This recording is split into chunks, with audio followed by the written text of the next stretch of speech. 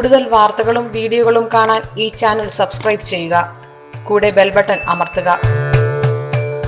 നമസ്കാരം. ശിവരാത്രി വ്രതം എന്ത്, എങ്ങനെ, എപ്പോൾ? ഈ വർഷം, അതായത് 2021 മാർച്ച് 11 കൊല്ലവർഷം 1196 കുംഭമാസം 27-ാം തീയതി വ്യാഴാഴ്ച, മാർച്ച് 11-ാം തീയതി വ്യാഴാഴ്ചയാണ് ഈ വർഷത്തെ ശിവരാത്രി. മാഘമാസത്തിലെ കൃഷ്ണപക്ഷ ചതുർദശി ദിവസമാണ് ശിവരാത്രി ആഘോഷിക്കുന്നത്. ചതുർദശി അർദ്ധരാത്രിയിൽ വരുന്ന ദിവസമാണ് വ്രതമായിട്ട് നാം ആചരിക്കേണ്ടത്. നമ്മൾ കഴിഞ്ഞ വർഷമൊക്കെ ഇതിനെക്കുറിച്ച് പറയുകയൊക്കെ ചെയ്തിട്ടുള്ളതാണ്. ഈ വർഷം കൊറോണയൊക്കെ ആയതുകൊണ്ട് വ്രതം ആചരിച്ച് വീട്ടിലിരിക്കലായിരിക്കും കൂടുതലും എല്ലാവരും ചെയ്യാൻ പോകുന്നത്. കാരണം ക്ഷേത്രത്തിൽ പോയി ഉറക്കമൊഴിപ്പും ശിവക്ഷേത്രത്തിൽ പോയിട്ടുള്ള കാര്യങ്ങളൊക്കെ വളരെ അപൂർവമായിരിക്കും. കാരണം മൊത്തത്തിൽ ഇപ്പോൾ കൊറോണ ആയതുകൊണ്ട് ക്ഷേത്രത്തിലെ തിരക്കുകളൊക്കെ കുറയ്ക്കാൻ വേണ്ടിയിട്ട് ആയതുകൊണ്ട് വീട്ടിൽ തന്നെയാണ് നമ്മൾ വ്രതം ആചരിച്ച് ഉറക്കമൊഴിപ്പൊക്കെ ചെയ്യേണ്ടത്.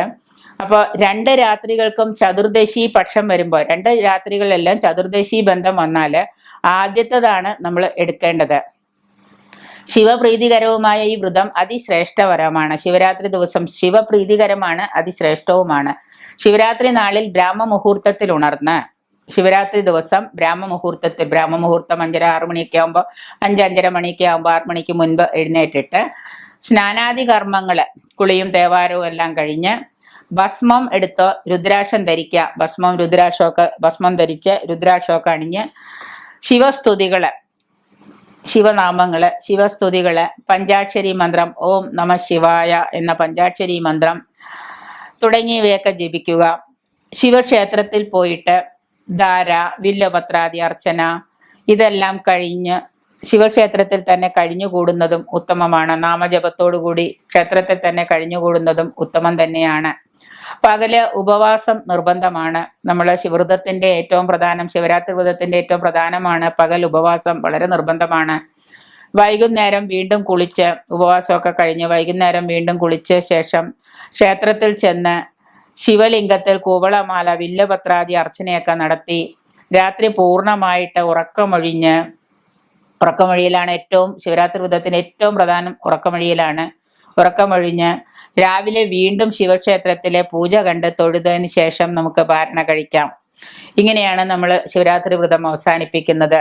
പിന്നെ പിതൃക്കൾക്ക് ബലിയിടലും എല്ലാം ഇതിന് ശേഷം നമുക്ക് എന്ത് ചെയ്യാം? ഉറക്കമൊഴിപ്പെല്ലാം കഴിഞ്ഞ് പാരണയെല്ലാം വീട്ടിയതിനു ശേഷം പിതൃക്കൾക്ക് ബലിയർപ്പിക്കുകയും ചെയ്യാം. ശിവരാത്രി വ്രതത്തിലെ പിതൃക്കൾക്ക് ബലിയർപ്പിക്കൽ വളരെ വിശേഷമാണ്. നമ്മളെല്ലാവരും പിതൃക്കൾക്ക് ബലിയിടാറുമുണ്ട് അന്നേ ദിവസം. ഇത്തരത്തിൽ ഈ മഹാവ്രതം അനുഷ്ഠിക്കുന്നവരുടെ സകല പാപങ്ങളും നശിക്കുകയും ഐശ്വര്യവും ശ്രേയസ്സും സിദ്ധിക്കുകയും മരണാനന്തരം ശിവലോകം പ്രാപിക്കുകയും ചെയ്യുമെന്നാണ് വിശ്വാസം. അതുകൊണ്ട് തന്നെ കൂടുതലും ഈ ശിവരാത്രി വ്രതം നമ്മൾ ആചരിക്കുന്നത് വളരെ വിശേഷമാണ്. സകല പാപങ്ങളും, ഈ ജന്മത്തിലുള്ള സകല പാപങ്ങളും ഓരോ ശിവരാത്രി വ്രതത്തോടും കൂടി ഇല്ലാതാകുന്നു എന്നാണ് പറയുന്നത്.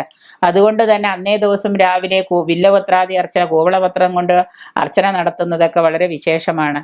അപ്പോൾ ഈ വർഷത്തെ ശിവരാത്രി മാർച്ച് 11 1196 കുംഭമാസം 27-ാം തീയതി വ്യാഴാഴ്ചയാണ്. അന്നേ ദിവസം നമ്മൾ ശിവരാത്രി വ്രതം നോൽക്കുക, പിതൃക്കൾക്ക് ബലിയർപ്പിക്കുക. സന്തോഷത്തോടുകൂടി എല്ലാവരും ശിവരാത്രി വ്രതം നോൽക്കുക. കൊറോണയൊക്കെ ആയതുകൊണ്ട് ക്ഷേത്ര ദർശനവും ക്ഷേത്രത്തിലെ തിരക്കുമൊക്കെ കുറയ്ക്കാൻ വേണ്ടി ചിലപ്പോൾ ഉറക്കമൊഴിപ്പൊക്കെ ക്ഷേത്രത്തിൽ സാധിച്ചില്ല എന്ന് വന്നാൽ തന്നെ വീട്ടിലിരുന്നാണെങ്കിലും നമ്മൾ ചടങ്ങുകളൊന്നും മുറ തെറ്റാതെ നടത്തുക. അതിനുശേഷം പിതൃക്കൾക്ക് ബലിയർപ്പിക്കുക.